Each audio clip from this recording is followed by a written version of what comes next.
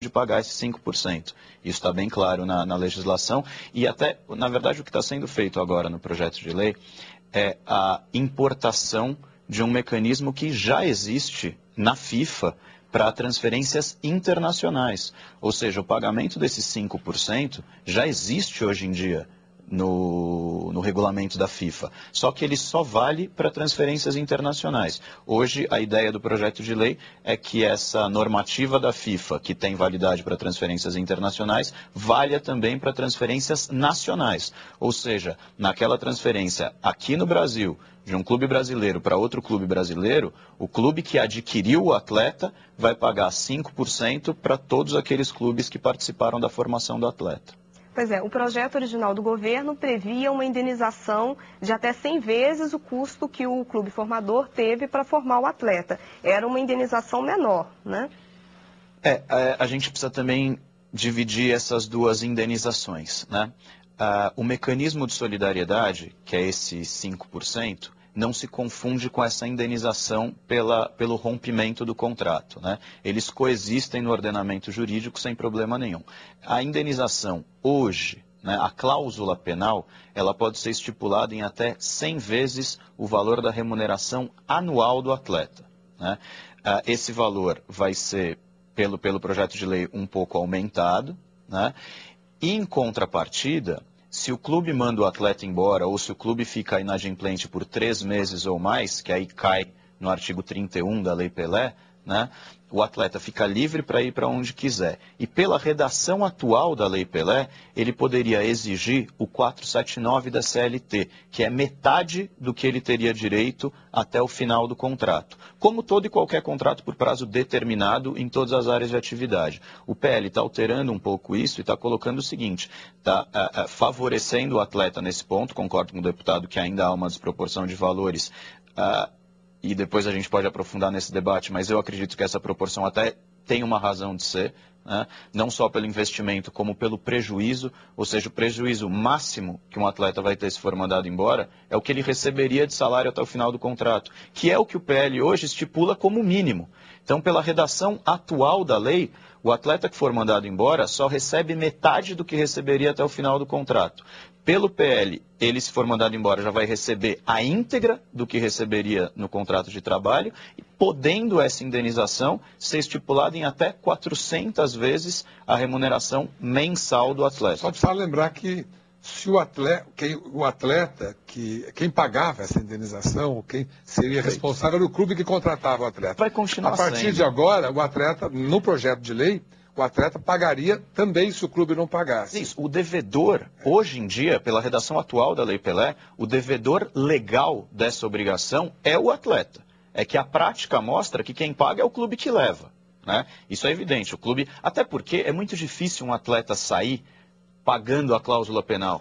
Eu acho que o único caso de maior destaque que a gente teve no Brasil até hoje foi o do Robinho, de um atleta que saiu com o pagamento da cláusula penal. Geralmente, o clube, essas cláusulas penais são estipuladas em valores exorbitantes e o clube de fora que quer levar o atleta, ele negocia um valor com o clube brasileiro, essa indenização acaba baixando bastante de preço e quem paga é o clube que leva, né, o clube de fora. Mas tanto pela redação atual como pelo projeto de lei, o devedor legal da obrigação é o atleta. O projeto de lei ainda traz a inovação, vamos até ver, né, se a legalidade disso, de atribuir a responsabilidade solidária ao clube que leva. Hoje ele não tem essa responsabilidade solidária, os valores aumentaram.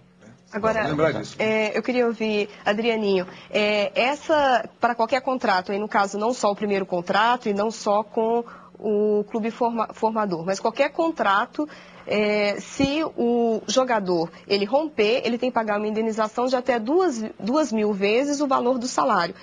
Por outro lado, né, se o clube romper, é só 400 vezes. Não é injusto? Não está desproporcional?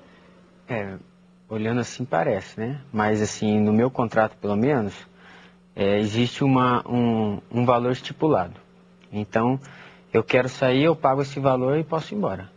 E também a parte do clube, né? Pelo menos que foi acertado lá no contrato, não sei. A parte do clube. Se o clube também quiser me mandar embora, eu tenho o direito de pedir metade, né, como foi dito, e também esse valor que foi estipulado como multa rescisória para mim e para o clube também. Então, praticamente fica igual, né? Tanto o clube quanto o jogador. Quem quiser quebrar o contrato antes tem que pagar esse acordo que foi feito antes de assinar o contrato. E ele fica estipulado no contrato de trabalho, já que vai para a federação, né? Então fica totalmente registrado. É muito importante isso que o Adrianinho está mencionando pelo seguinte, é sempre uma negociação entre o clube e o atleta. Ou seja, no caso do contrato dele, as duas partes estipularam que em caso de rescisão antecipada, quem quiser rescindir o contrato vai ter que pagar tanto para outra parte. Isso é perfeitamente válido, perfeitamente possível. O que a lei estabelece são limites máximos e mínimos, né? Mas havendo a negociação, está perfeita a contratação. Agora, Adrianinho, você acha que também é importante para o jogador e até para os futuros atletas dar garantias, dar uma compensação para o clube formador? Eu acho. Eu acho também porque eu já passei por alguns clubes e hoje a gente vê as categorias de base muito defasadas dos clubes. Eu tive uma categoria de base, né, estava falando aqui com o deputado, na Ponte Preta, né, um clube de Campinas que é um clube que dá muito valor a isso. Então eu tive até uma categoria de base muito boa.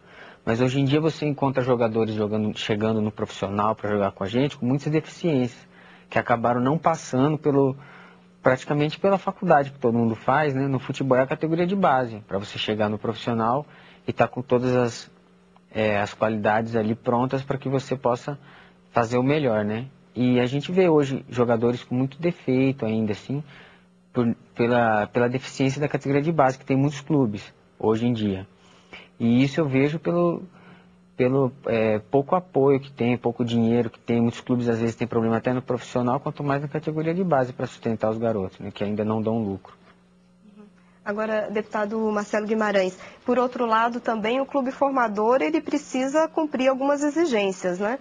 Porque muitas vezes ele fala que às vezes treina o atleta, mas não dá condições precárias de alojamento, alimentação. Tem que ter uma fiscalização também.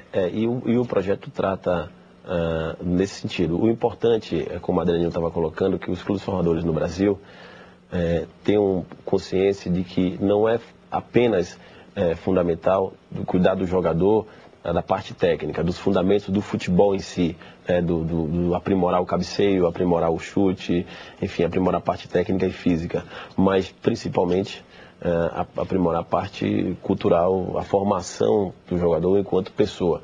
E nisso os clubes de futebol têm um papel importantíssimo, porque essa pirâmide do futebol brasileiro e mundial também, não se fala muito dos jogadores que ganham muito,